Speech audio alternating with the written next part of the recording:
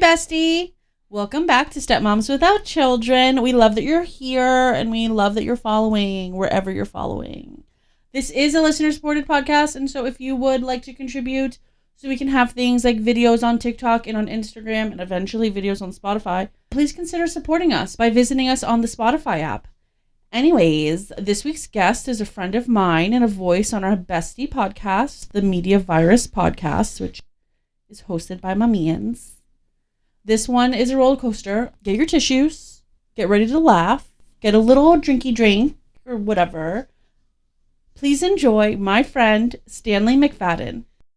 Okay. Hi, Dre. Hi, Stanley. Hello. I mean, so a lot of things. So I know that you listen to the podcast, and I know that in asking you to be on the podcast a million moons ago, I feel it was very like, oh, you've been a stepdad, but as you and the other listeners know, I'm not really concerned about who's step-parenting who anymore.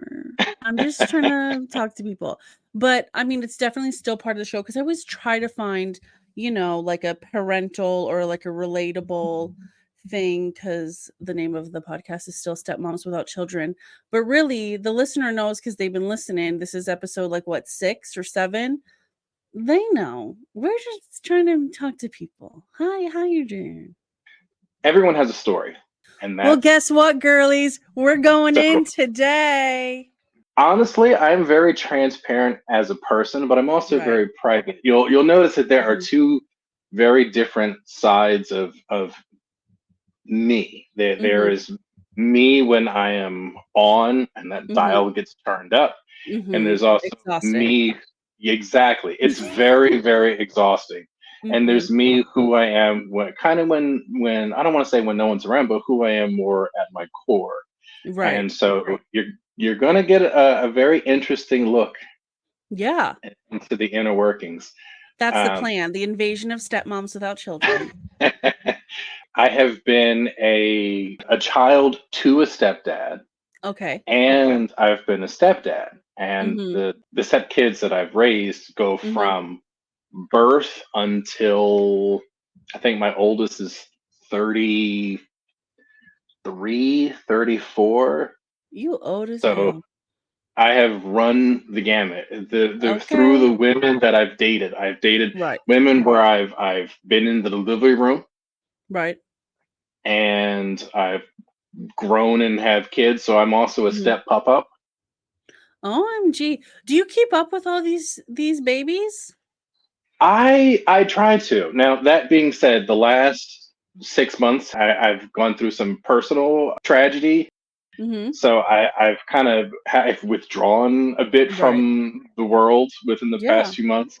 Life is different phases. That's fine. I had a really close friend who was a girlfriend, and then not a girlfriend, and then a girlfriend, and then it's complicated. I know who you're talking about. Okay. And she died suddenly, but not suddenly. The day after Valentine's Day. Ooh. And it shook me. Right.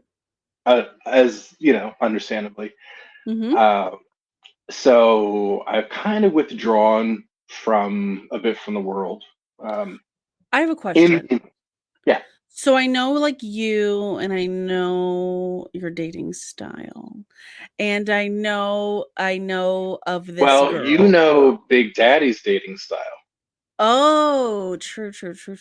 Okay. So I, just being a Pisces, did you think that this woman, because you were friends with her for so long and then you guys dated and whatever, did you think that maybe you would end up with her?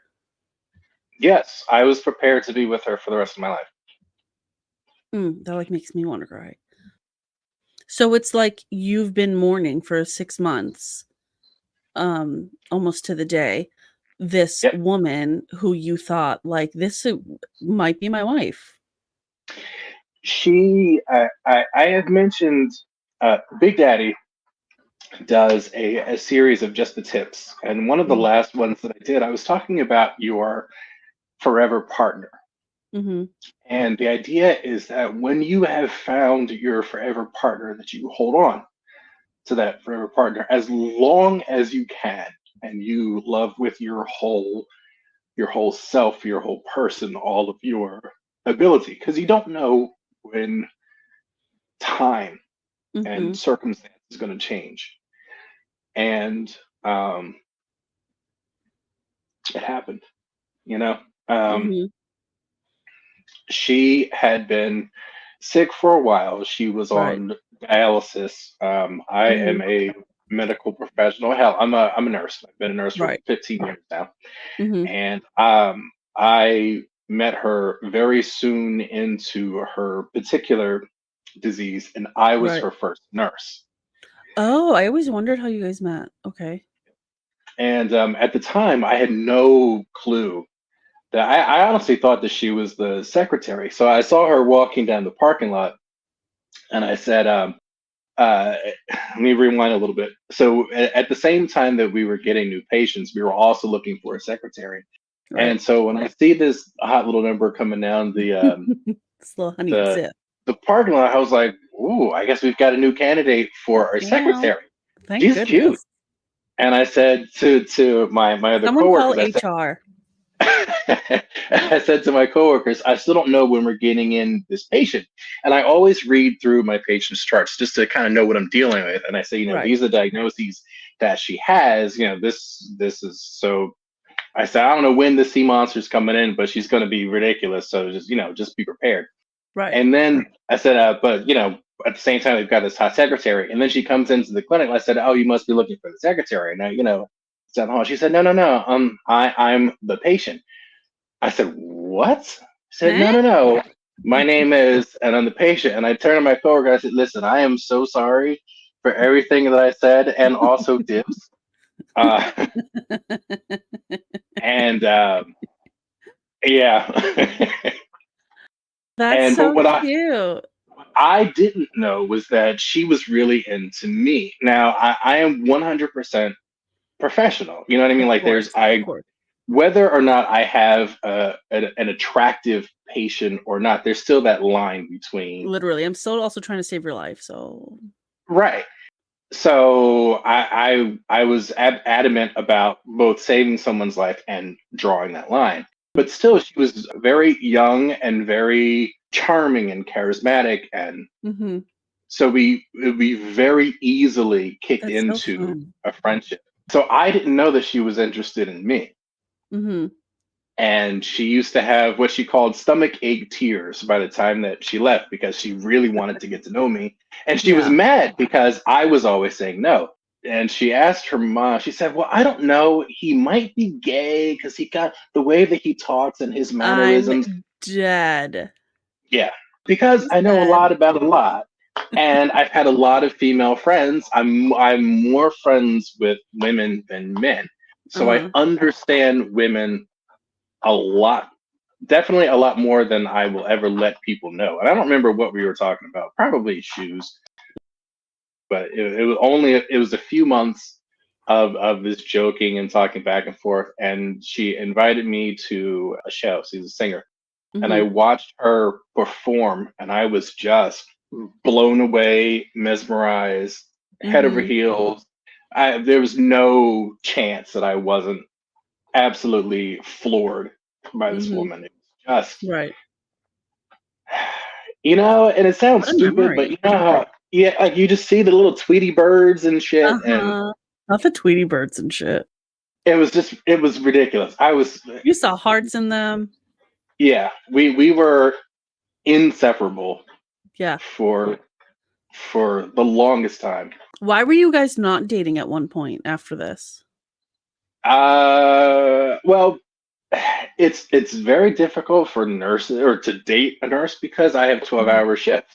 Right. And at least 12-hour shifts. And if I'm working 16s and 18s, it gets very hard to do both. Right. To have and develop a relationship. And so she said that she felt that I wasn't there for her as much as she needed, which in retrospect may be frustrating to hear. For me, that's frustrating to hear because I'm like, listen, what pays the bills comes first.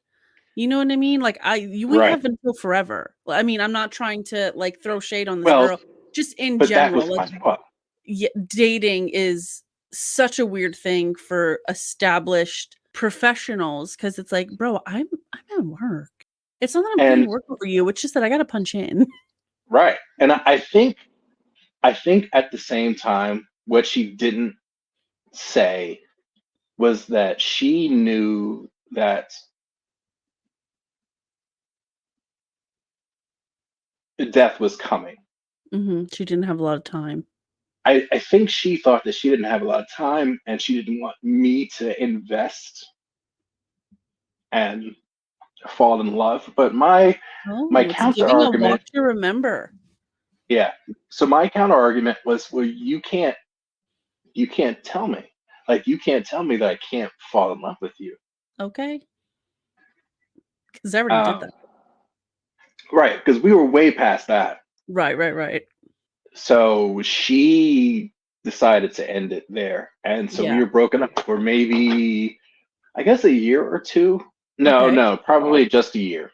And she went into the hospital. She had she lost a leg. And I got a phone call and she said, hey, I'm in the hospital. I had a leg amputated and I really need a caregiver. Do you know anyone? And she was describing all the things that she needed. And I said, that I don't know anyone that's in like that private sector, but here's a bunch of numbers you can call.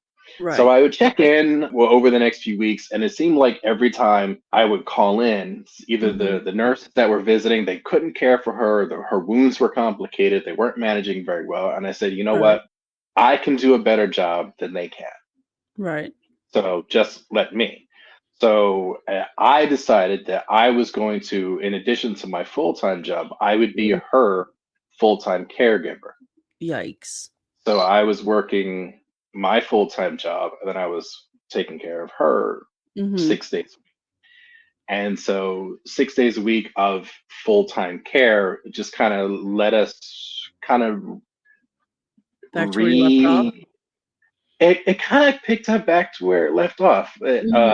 And just and that's where the it's complicated came in, because there were a lot of unspoken conversations. But I felt like I honestly thought that we would grow old together and I was going to care for her until the day she died. Right. That was my mindset, was I'm going to care for you for the next 20 years.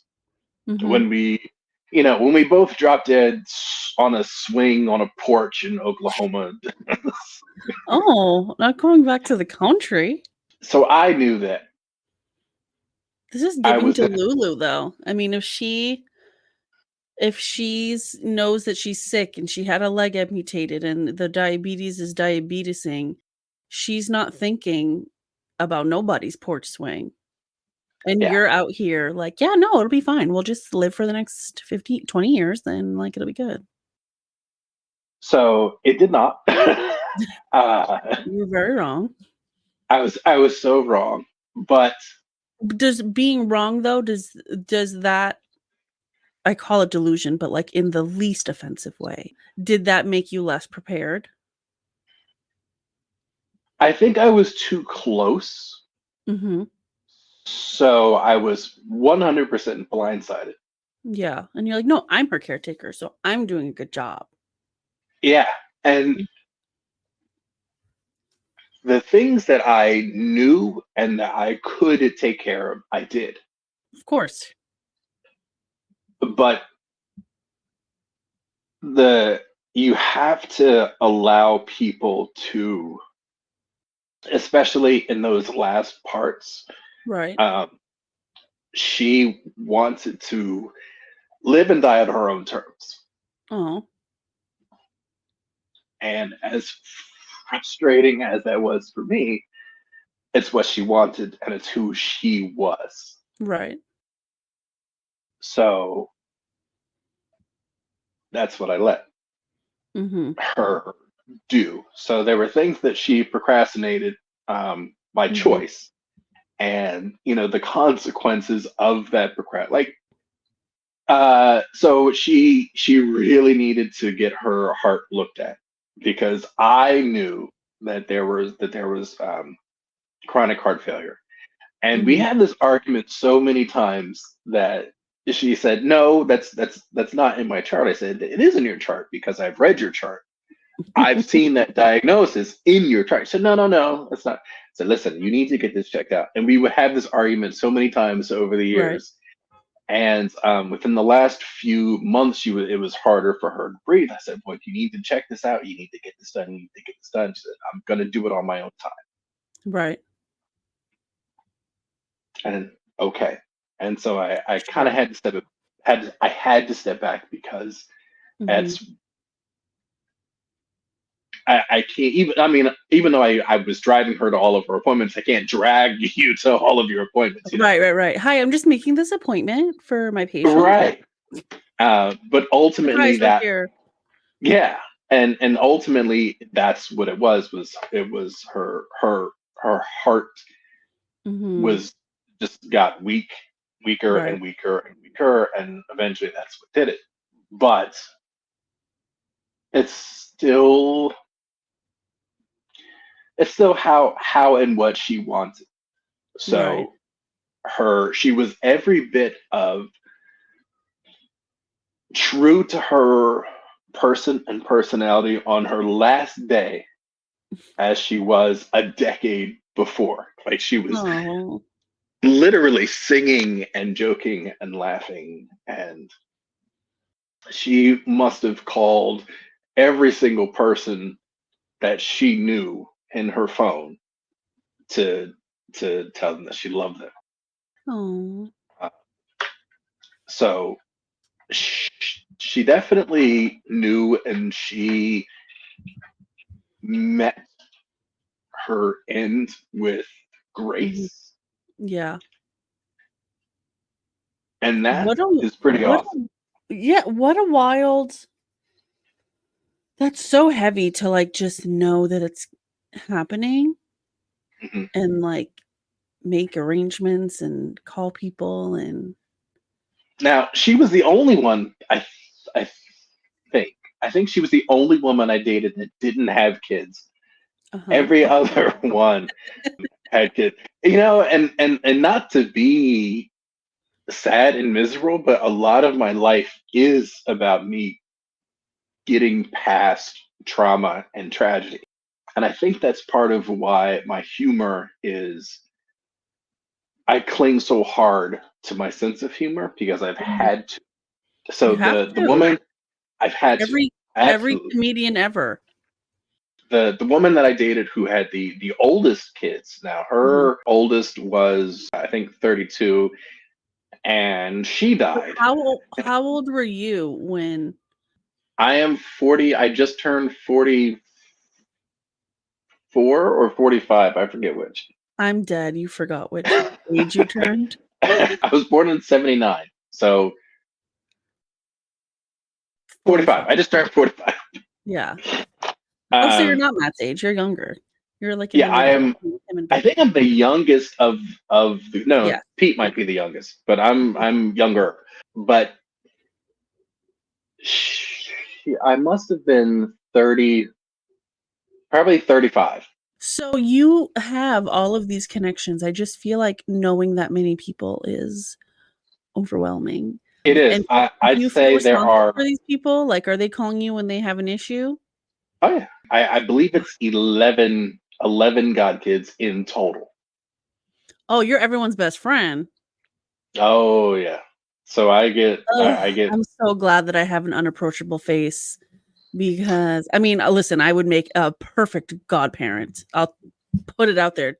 None of my friends practice any religion, but I would make a perfect godmom. But also 11, that's giving like always a bridesmaid, never a bride. Yeah, pretty much. The first time I ever became a stepdad, and I remember, so this girl must have been 3 or 4, and I was sitting up with her. She used to have night terrors, And so I just, yeah. So I would sit up with her and just kind of hold her and rock her back to sleep. And she said, "Thanks, Dad." And tears. Right now, literally. Writing in my diary about it. Told all my coworkers at work. And that was pretty cool. Yeah. But I love that memory is still there. It's still there. I remember I honestly do. I remember a lot of good memories of those kids. Yeah. So most of them are still in contact, even if it's just the rare meme that we'll send, Merry Christmas, Happy Father's Day, stuff like that. Not Happy Father's Day. I've never. Yeah, even when I'm actually friends with most of my exes because we started most of them, I'd say if not all of them, started off as friends first. So even breaking up, I always managed to remain friends. So keeping in contact really isn't difficult. I just feel like when you're not a single man, you're gonna need to let go of some of these friendships. I don't have a problem, but I don't have a problem letting it. Well, maybe I do. I have a need to help, and that's I think that's what makes me a good nurse, because I have that drive to help people. But I think if I would be completely honest, part of it may be some of them taking advantage of that drive of mine. You took the words right out of my mouth. I was like, go ahead, finish, so I can tell him that he's getting taken advantage of by all these bitches and the kids. Okay. Listen, it's hard to find a relationship when you have kids. It's hard to find a relationship at both of our ages, honestly. It's hard to find a relationship with people who want to be like, because when we're stuck in our ways, we have our life, and it's like how I was saying about the job. It's like, I have my life. I mean, I'm not like single, and I haven't been single in 11 years, but you have your life and you're living it, and then the bonus is this person who wants to share in that life with you, and then you guys create a family, whatever. But to let go of somebody who's a catch and who has a man who has sympathy and empathy and cares about human beings, that is probably very hard to find for a single mom. So yes, these bitches are latching onto you for dear life. And as soon as you find a honey dip that takes you off the market for real, and makes you delete numbers from your phone. I married really young. Oh, I married at. We need to talk about it. I got married at 22 or 23. Okay. And I How long were you married? You would think you would know this by now. Well, because we separated before we officially divorced. Oh, yeah. And she divorced me. I think we separated in 5 years, I think. In less than 10 words, why did she file for divorce? I could never be who she wanted me to be. What did she want? Perfection. Girl, bye. Yeah. And I was lows is what we're working with in this lifetime. Highs and lows. I was too young to make my own boundaries. Okay. And I think I was so young that I excused a lot of behaviors that I should not have. Of hers? Yes. Was she older or your age? Older, but only by 2 or 3 years. That still counts for if you're a girl, though. You're 20, she's 22 or 23. That's a different lifetime. I am a hopeless romantic. I later figured out that my ex-wife was emotionally abusive, but I didn't know it at the time. Oh my God, double victim. So she would get in the car and she would drive. And she would drive, like, the back roads of Delaware are very, like, windy and woodsy. And I don't know where I am. And she would drive, I kid you not, we would have 4 to 6 hour arguments where I just have That's to a sit shift. there. Yes, I had to sit there and not talk while Did you she get a told lunch me the break? things. And it's not, I couldn't tuck and roll because I don't know where I am. Right. So I just had to take it. And so I thought that this was normal. Is this lady white? Yes. Okay, it's giving. Yeah. And Midwestern Utah white. So like that's a different breed of white. Oh, yes. Like Mormon vibes? Yes, actually. Exactly Yeah. Mormon vibes. She was Yeah, Mormon. she has her own like emotional trauma about that somebody gave her, that she's overthinking all of these things. Yes. So she always wanted me to be like the perfect Shakespeare guy. And she was mad that I didn't know Shakespeare, but I didn't know Shakespeare at the time that we met. So why are you upset at me now? You were married for her for 10 years? 5 years, For 5 years, 5 years. a little over 5 years, but I had no idea that there was abuse going on. When we went to marriage counseling because I said, hey, because it was her suggestion, and all of the counselors kept agreeing with me. So we wouldn't have a counselor for more than like one session. Oh, I don't like that. Red flag. First was I don't like him. He only agrees with you because he's a guy. And then we had girls, and well, she's a girl and she agreed with him. Well, that doesn't mean you're right. So, but what I learned. So she's the problem. What I learned is that you really have, before you get married, one, you have to have the conversations about finances, kids, sex, but mean what you say and say what you mean. To me, the most important thing, aside from kind of finding out, like knowing who you are, is being willing to stick to the person that you are. Right. And so I just kind of got pigeonholed until I remember looking in the mirror and not knowing, I didn't recognize myself in the mirror.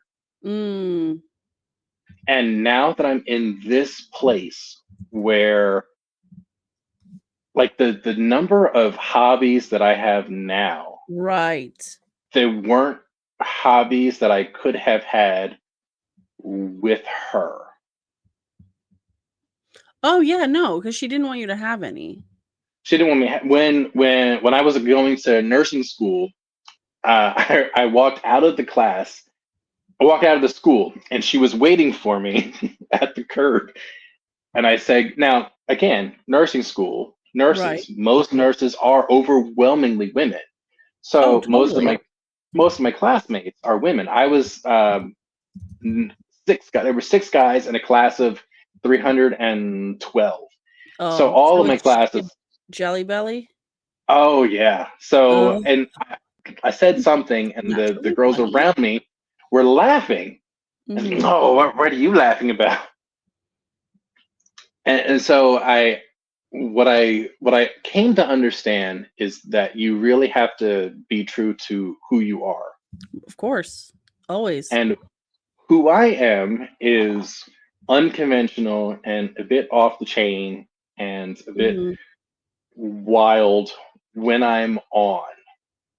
Right. And that kind of goes back to who the split, the dichotomy between Big Daddy and Stanley. Right. The Dwayne Johnson, The Rock, always explains that The Rock is Dwayne Johnson, but turned up the dial. Yeah, like when a person turns into a vampire. Yeah, everything's it's still heightened. The person. If you're the villain, then you're wicked hard the villain when you become a vampire. Yes. And that is Big Daddy to Stanley. It is just cranked up. So like, and it's a character that I've played for so long that it allows me to kind of play around at the extremes of my personality. And so that's where a lot of the humor comes from, because Big Daddy is very vocal and out there. And I thought you were gonna say vulgar, and I was like, oh god. Well, vulgar too. But that is the piece of me that likes to be on stage. And that's what allows me to do community theater, and what So allows me to. I wanna pause for the listener. So this is one of the things that I was gonna say when we started, but then things don't go as planned every time. So, and I'm so jealous. Like, I wish I had these things, and I wanna know about how these things started. But so, from what I know about you, I know you through my husband's podcast and his group of friends. I think he met you guys by answering a Craigslist ad to be on a podcast or something. Yeah. So what I know, you have a couple improv troupes that you practice and perform with, and you're involved with local community theater, which is just such a cool thing to me. So how did that happen? Like well, I don't know what part of Philly you're from, but like, were you doing theater in high school? Did somebody just tell you, "Oh, hey, there's this thing, we're gonna sign up for it. Let's go." Like, how did that happen? So I did a little bit of theater in high school. Mhm. Now my friends and I, again, just different. We did not want to be part of the school's theater because we didn't like the productions that they did. So What we part of town did started you grow up in? North Philly, so Cheltenham. Oh, Cheltenham. Okay. So Okay. we started our own student-run theater. Oh, So overachievers. Got it. we had no backing by the Mhm. school. They Mhm. paid for nothing. No Mhm. advertising, no tickets, Mhm. no nothing. So we built our own sets, we did our own Mhm. advertising, we had to arrange for our own tickets, and we would sell out. And And this so is like the 90s. this is 1996 and 1997. And Oh, my geez. first role, I was Will Smith's very first role was 6 Degrees of Separation. He was a bisexual hustler. Mhm. And so that was the very first character I ever played, was a bisexual Will Smith. And Are there this photos of this or no? probably a Polaroid, but nothing that I have. All that shit Mm. got destroyed. You don't know her. Um, That was a past and life. and it was the first time the school had ever touched on anything in like the gay bisexual Mhm. realm. First time curse words were uttered Avant-garde. in the school, and it was Ooh. me. I had to be the one to cuss, Mhm. Oh, geez. and my mother was in the audience, and I had to do a sex scene. Like it was just In high school. as a high school senior. That was my very OMG. first role. So fast forward, Okay. my forever lady, her sister was Mhm. involved in community theater, and Mhm. I went over to visit my girl, Mhm. and her sister needed someone to run lines with her. Mhm. And when I was running like if you're running lines with someone, it kind of helps to be in the character. What's this character like? Oh, well, he's an old grandpa, so I would do like Yeah. the old grandpa So you're not voice, just like plain reading it. right? Because that's boring. And she said, "Wow, you do that really well. Why don't you Mhm. come with?" And since she thought I could do it, I knew I could do it. Mhm. Of course. And so I tried out for it. I got a part of a fairy, a woodland fairy, but the whole audience was in tears, doubled over, I'm dead. and that rush was You were like, like, this is what I want to do. Thanks, you guys. This is what bucket. "This This is what I'm doing for the rest of my life. I'm an actor. This is I'm a who I famous am now." actor. It's me now." So the opening night, I asked the director. I said, "Listen, I think it would be hilarious if I threw a bra at one of the guys on stage." She said, "Sure." Pull it out of the moo and I throw it at him on stage, and they got this huge reaction. Well, the Mhm. next night I had to top that, Mhm. so I go back to the Salvation Army the next day. Not She underwear at the Salvation Army. Same thing. So I got a big pair of underwear, pulled them out of my little thing, and I threw it at him, and got the same big pop, big reaction. Mhm. And I absolutely knew that that's what I wanted to do, and I've He been said doing community theater. I am a star. I am a star. I mean, and there's a life lesson in it. If you're gonna do it, bitch, go big or go home. Okay. So what year is this that this is happening? This community theater. This was March 31st to April 8th of 2017. Luckily, it's written on recently. Yes. Yeah. Oh my God, you went 20 years without doing theater from high school to this. And so that was just a small supporting role. And then they just got bigger, more and more and more. And then I've done lead roles. Hold on. So I know that you're a creative person. We just, went through, you do the improv and you do plays and stuff. What was your creative outlet between high school and 2017? Because you're very creative. So what were you doing to supplement? So 2 things. One, the podcast that I was in before this one with Marshall, who was a guest not that long ago. The hypnotist. Oh yeah, the hypnotist. Yes. So he had a podcast where it was not that dissimilar, where it was the same thing. It was funny news stories. And that was where the character of Big Daddy emerged. Actually emerged. It came about in that podcast. And it was Marshall who said, just turn it up. Just figure out who you want to be and turn it up. So I met him because I decided that it would be hilarious to be 100% woodland fairy, on and off stage. So I would go backstage and I would mess with everyone. So with Marshall, I said, "Oh, you look so handsome," and I would play with the buttons on his chest. Now, we had never had a conversation, and I was messing with him the whole time. He thought I was absolutely super, not just gay, but super flamboyant gay. He had no clue until I think until the podcast. He said, "Yeah, what the fuck was up with that?" You're like, "Oh, well, that's how it was." What is it? Daniel Day-Lewis?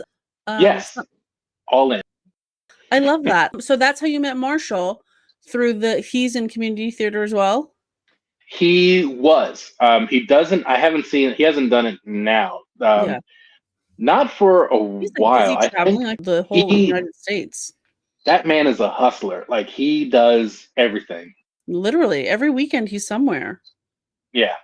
And I've been to some of his shows also. That was the first time me and you met at one of his shows. Yes. I remember when after the show we were eating and Matt was getting a chair or something and you and Connie were literally like this. What an interesting thing to watch. And I was like, who's this man? Why is he watching us? But I didn't realize that Matt's character on the podcast was a motherfucker. And that's why you guys didn't understand why he was being such a lovey-dovey Mr. Man. It was so confusing. It's a bit of it was so weird to see it because I was used to crude, dark humor, crude, rude, dark humor Matt. So all of a sudden he's absolutely 100% doting, which to be fair, no one knows that I am also completely doting in my own relationships. Yeah. So I understand. But it was so weird to see. We're like, how? And I in full disclosure, I probably elbowed someone and said, how good is that meow meow? Where this guy is also. I'm sure it was Connie. There was a lot. But so I didn't know where this episode was going to go. And I'm just going to tell you right now, I love where it went. We laughed, we cried, we laughed and cried some more. I'm happy that I got to know you a little bit better just because no one knows anything about you, but it's just, it's fun to know your friends. I don't want to say you're an internet friend, but sometimes it's giving internet friend just because we don't physically hang out except for those 2 times at Marshall's wedding and at Marshall's show that one time. And so it's like a fun thing. I had a pen pal growing up. I call her a pen pal, but she was an internet friend, but I was like grounded all the time. So we had to write each other letters. And so it's just like when I get to hang out with and talk with her in real life, I'm like, wow, this is a real person that has like a whole life that I don't even know about. And I feel like that's the new direction of the podcast, finding out about people's whole lives that we didn't even know about. Everyone has a story. And as a nurse, that's something that I try to remember, that not only does everyone have a story, but I personally am meeting people at kind of their darkest hours, you know? Total. Oh my God, what a nice nurse thing to say. So that is why these people are deserving of everything that I bring to them, you know? And that's why I can forgive a lot of the abuse that happens to nurses, because I understand that I'm meeting people at their lowest. Yeah, shit's happening and they're fucking frustrated. Right. Listen, can you give some of that compassion or maybe a pep talk to whoever answers the phone at a medical office? Because calling a medical office is like calling every teen mom with an attitude who had a fight with a baby dad that morning. Right. It's like, how dare you call? What the Sorry fuck to do bother you you want? while you're at work, but can I book an appointment? Or Yeah. is now a bad time? I'm sorry. I'm sorry. Yeah. Why am I Sorry for calling. Literally. Like, I just feel like answering the phone, you need to have a pleasant attitude.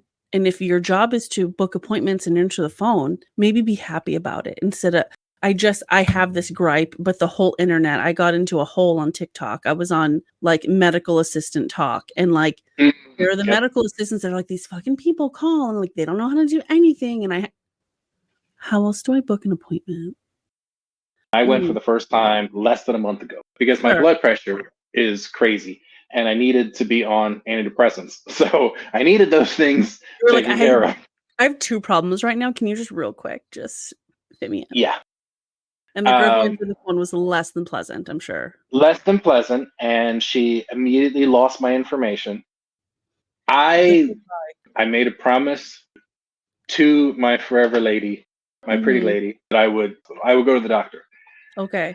So now you had and it to. took me, it took me 5 months to make that call. But you did it.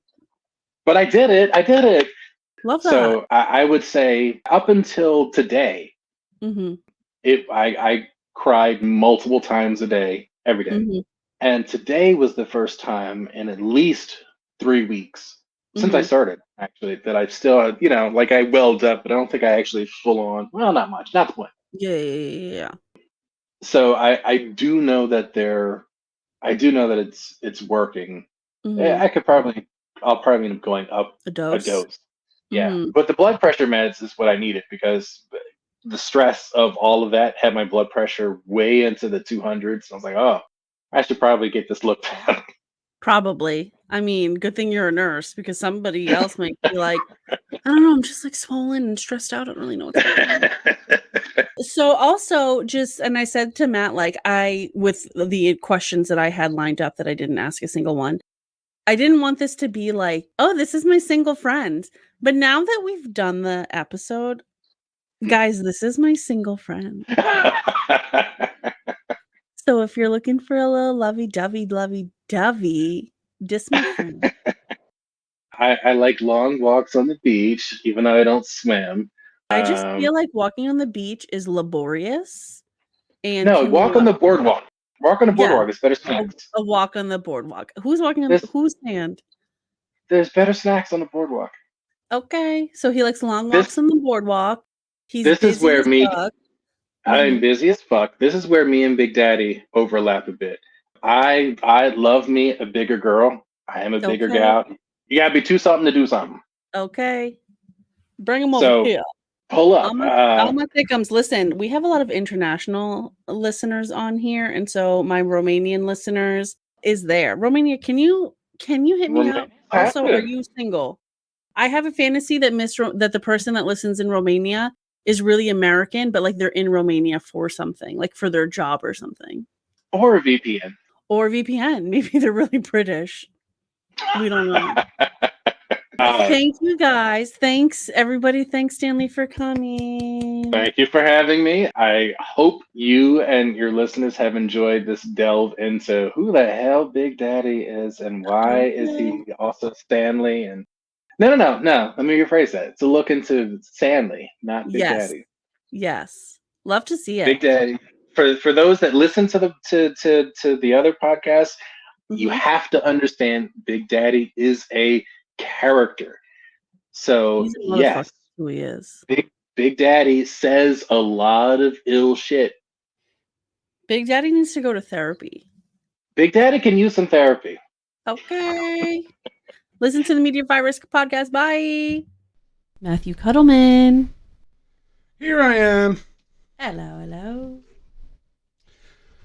Pete, on the last episode of Media Virus, said that he gets sick when he listens to Cuddle Time because we are too cute. Okay. Whatever that means. Yeah, I don't know. I'm just, we're too cute. Listen, 6 years will do that to you. Well, yeah. 6 years of marriage. Marriage. So, guys, we're going to do our anniversary this weekend. This weekend is my favorite weekend. The Battle of St. Andrew. The Battle of St. Andrew. But it's also Labor Day weekend. And just from being back home, the best Portuguese feast was on Labor Day weekend and also Memorial Day weekend. But the best one was on Labor Day weekend. And it was just my favorite thing. And that's why we got married on Labor Day weekend, because it's just my favorite weekend. Yeah. But the battle is also... We've adopted that to be on Labor Day weekend just because, we have the day off. It's a great time to have a field day. Because it's the end of the summer. Right. The last hurrah, it's the last bang, so to speak. Right. And then this, early September is an important time because it's Vinny and Becky's. It'll be their anniversary. Yeah? September 5th. Wow, we're going to share a month. Oh my God, a week from today. This is her last Thursday not being married. I'm going to do that every day until Thursday. It's a good thing we only have one of these to record. Well, no, I'm going to text her after this. Oh. So, just this episode. The word I was looking for when we were talking about him being an actor. I was saying about Daniel Day-Lewis. I meant method acting.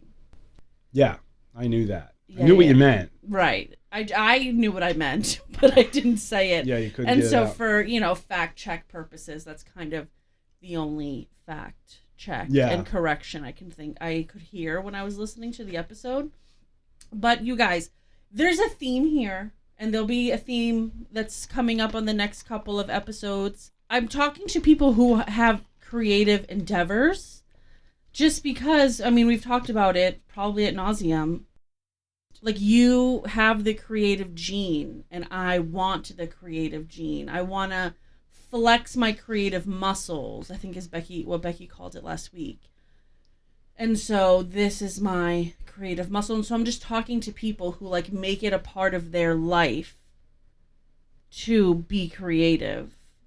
Not necessarily make, I don't want to say not successful, but it's a hobby. It's not super fruitful yet for some people, but this kind of goes with it, which is kind of crazy because I've done a lot of these interviews a month ago.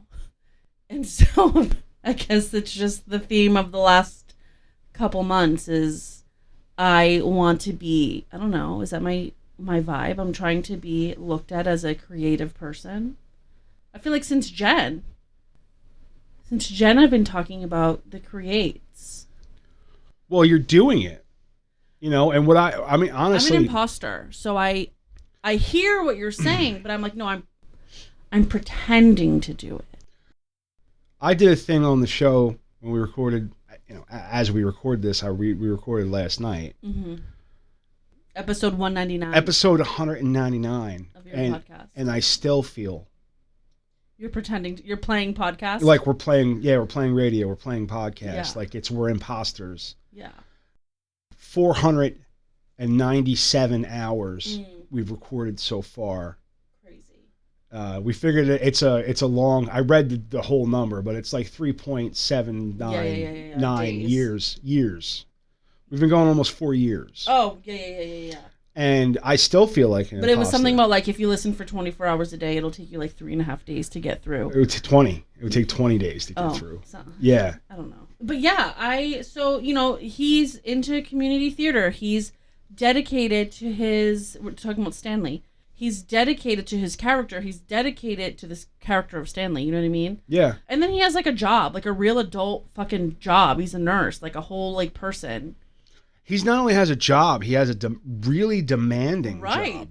And I've never seen him have only one job. So I don't know if that's what he's doing now, or if he only has one job, or if he's... Well, I mean, we found out via this podcast that he has had 2 jobs with his lady friend. So that's... But she's passed, so... Right, so he only has one job right now. Like, we've known him for as long as we've known him. He's had 2 jobs, and now we have learned that other job was being a caretaker to this girl, this woman. Yeah.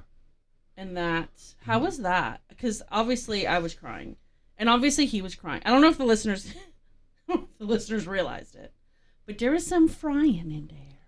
I was crying when you were editing. I came in at that part, and you were all teared up. I was. That's your friend. Yeah. Your friend is hurting. Yes. It was so sad to hear. And this was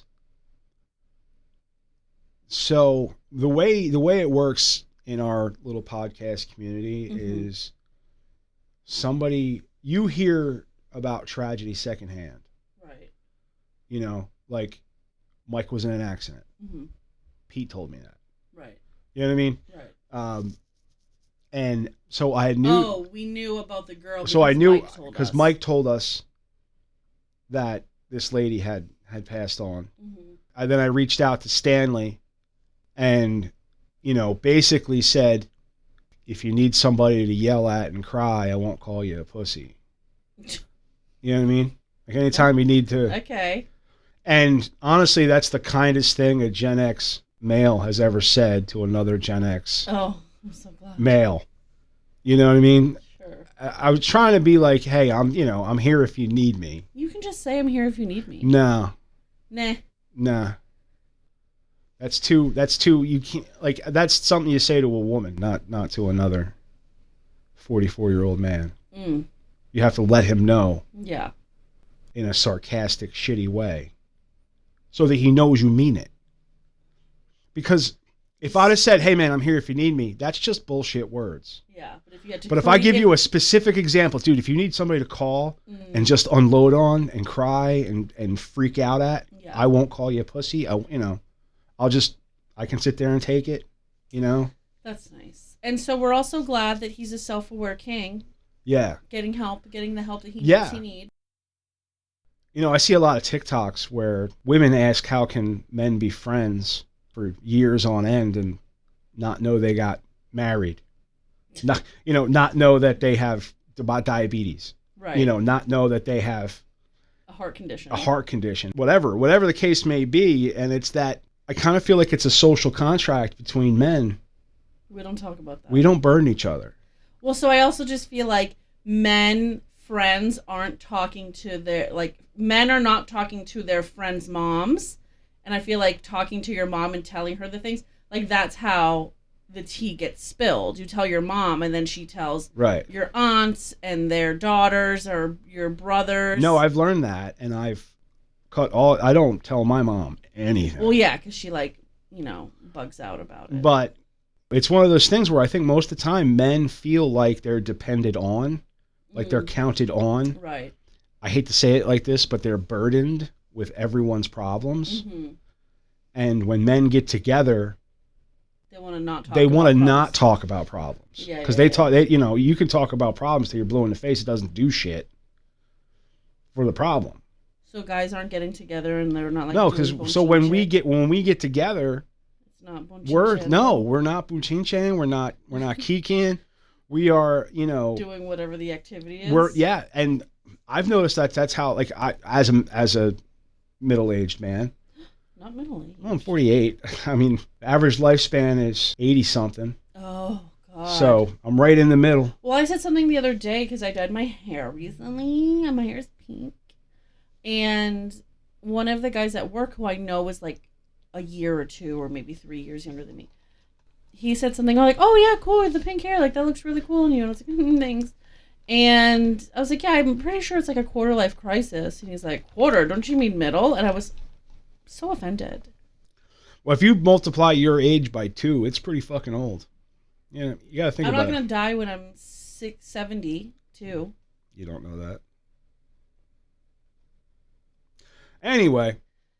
Or 64? I think, What's the point? What's the point that I was making before you started? Men don't say their feelings. Especially, they no. just do activities. But, well, yeah, here's the thing is like all of my friendships revolve around projects. Right. Like without that creative gene or my creative muscles, so to speak, which aren't really that strong, but without them, I wouldn't have any friends. I wouldn't talk to anybody. Yeah, you'd just be doing your life. I would just, this way, like I get together every week with my friends. Yeah, this is you guys' hangout. And this is what we get to do. Instead of going to a bar every Friday night, right? This is what I do. And well, that's cute. Yeah, that was the thing. Is like, yeah, I consider him a very close friend. If he needed anything from me, he's got it, and I hope he knows that. Yeah. And and but me too. Yeah, but and honestly, I'm not going to ask him how he's doing. Like, in that, like, hey man, I know life's been. Well, don't you feel like that's a weird thing? Because like, no, I don't. Just in general, like asking someone like, how are you doing? Like, do you have to like look at them dead in the face and be like, how are you doing though? No, you have to like bring it up. Yeah. That's the thing. It's like, hey, I know that this just happened to you. How are you handling it? Like, how's everything? And that's not your vibe. And I feel like those types of questions from a fellow man are going to make him put up his defenses. Oh. You understand what I'm saying? What's up? What do you want to know? If somebody asked you that, would you be defensive? If somebody was like, hey, how are you doing? How's your dad doing? Is everything okay? I think I would try to give a very standard, very bland answer. And not. But I would give an answer and be polite.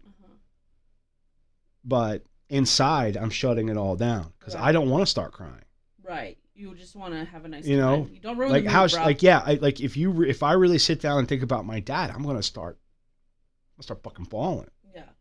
I don't want to. So you don't. And it's not that I'm afraid to or anything like that. I just who's got fucking time for that? I'm busy. You know what I mean? For emotions. You can talk to your therapist. She's almost back from vacation. Yeah, no, I mean that'll be fine.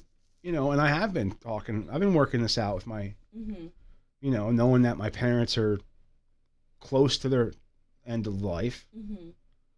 My father especially. My mother made me sit down today. She made me have a conversation about funerals. Oh my God. Yeah, she's got a whole book on how she wants her funeral. But is it an actual book, or she just said that she has No, she says it all. She says she had it all written down. But did you see that she had it She said she's going to show it to us someday. I think it's buried. Where? I don't know. I just feel like she might say that she has it, but she doesn't actually have it. And I stood my mom up today too. What do you mean? You told her to shut up? No, not in so many words, but we're talking about this. And she's mad at my father because he does not give a fuck. He's like, I'll be dead. What do I care? How am I going to know you did it? Seriously, what do I care? He's like, he doesn't care. Oh my God, I totally care. Becky has all the deets.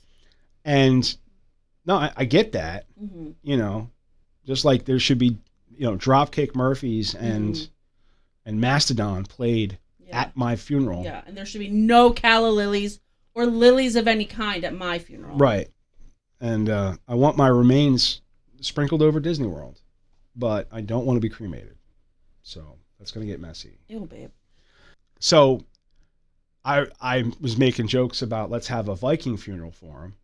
We'll go to the Poconos and we'll stick him in a canoe and light him on fire. Yeah, And she's like, Matthew, you're not going to joke about this. Oh.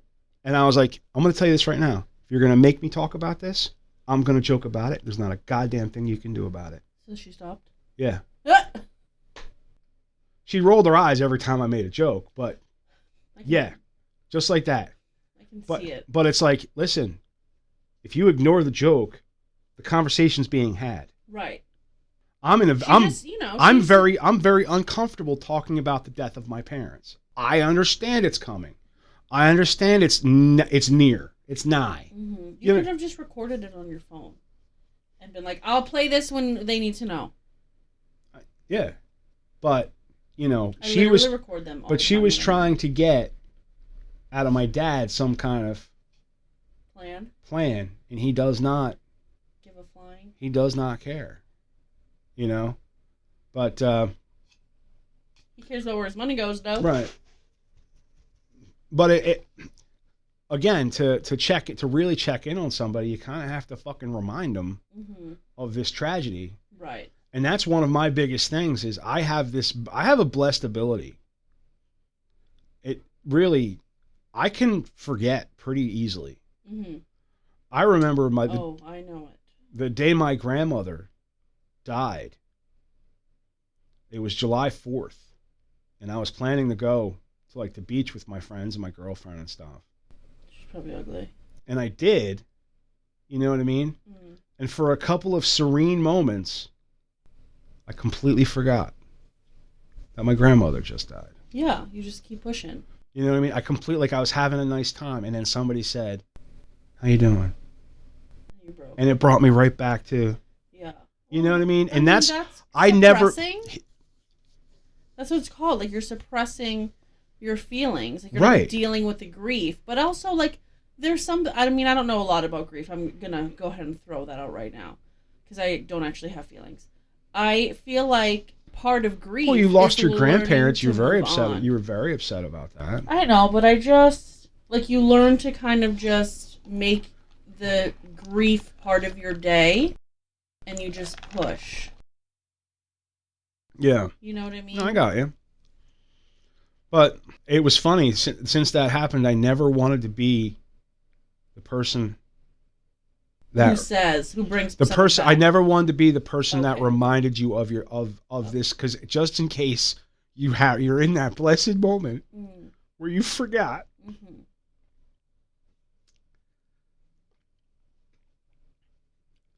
And it's probably my most toxic trait. Ignoring people's problems? Yeah. Not ignore. Like, I feel for them deeply. But you're not trying to talk But I'm not trying to reach out to them, and because why do I need to know? There's no need for me to have the information. Yeah. Do you understand what I'm saying? Yeah. And if somebody wants to give you the information of their grief? I'm more than happy to accept it. Okay. It'll be uncomfortable. I'm not going to be comfortable with the whole thing. I'm going to make jokes. You know what I mean? Yeah. To try to turn it. To give you a smile. Mm. You know. Well, that's helpful to give a smile. Yeah, I think so. As long as, like, giving a smile is not taking the attention away and not minimizing what's happening with their grief. No, I understand, and it's hard to do that, and I don't always. Yeah. I don't always hit the mark. Well, thank you for landing the plane on the grieving with the men's. What else happened in this episode? We talked about his, how he got into acting. And yes. This makes me want to do community theater. But I also feel like they're going to judge me for being a fucking weird. Also, I just feel like I'm not totally comfortable with stuff. Like, I think of things a lot. Like, even at work. Like, when everybody's keying, I'm literally, like, trying to make myself and my thoughts as small as possible so I'm not involved. Because I know that I can... My name's Paul, and that's between y'all. It's an A-B conversation. You'll see your way right out of it. I will see my way right out of it. Like today, the guys were all in the office. Yeah. And it was lunchtime. And I brought... Bratwurst. No. Oh. I brought the white done right, thin sliced, Dave's Killer bread, brie, prosciutto, and dates. And I was so excited to eat this lunch. so excited. But these MFers were in the office, and I just, like I said, like I try to make myself as literally as small as humanly possible. And so I'm just like there, like the inside joke that we all have in our family is I'm just flipping the same burger over and over again. Yeah. Because we're all just not really doing anything. But the boss is trying to, get everybody to like chit chat, and that's cool.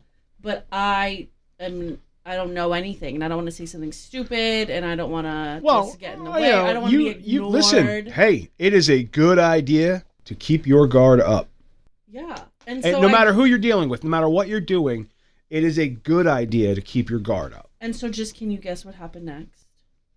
They ate your brie. No. Everybody left the office, and they were outside. And so I got up, and I went pee, because the women's bathroom is inside the office, so I could breathe heavy, and you could hear it from outside of this bathroom. And so I went, and I did my pee, and then I came back out, and then I started taking out the toaster and taking out my ingredients. And then my boss started like doing something. Like he came back to the office, and he started like doing something. He bought a bunch of Halloween candy. These jars came in. He put them in the jars. And then when I finished making most of my food, like I was cutting up a cucumber. That was like the last like part of my meal prep, cutting up this cucumber, and everybody comes back in the office. And then when I was eating, everybody was in the office. And I hate to sound like a fucking weirdo that like doesn't like to eat in front of people, because I used to have a freaking mukbang YouTube channel. But obviously I've canceled it. But it felt so uncomfortable. And not everybody, but my boss was like talking about my food. And it was the worst. It was very much not small. It was very big, is how I felt. And I didn't like the attention. Meanwhile, I have a podcast that I beg people to listen to. Yeah, fuck them. Fuck them. You know. Anyways, so Stacy's here because she is coming to the battle with us on Sunday. For reference, today's Thursday. We're going to get Ryan tomorrow, so we have a full house. We're going to pretend to be a family with 2 kids, 2 teenagers, and I can't wait to tell you about that next week, how it goes. Erica, mom of 2. Auntie and stepmom of 2. Can we leave? Yep. All right. Bye. Love you, mean it.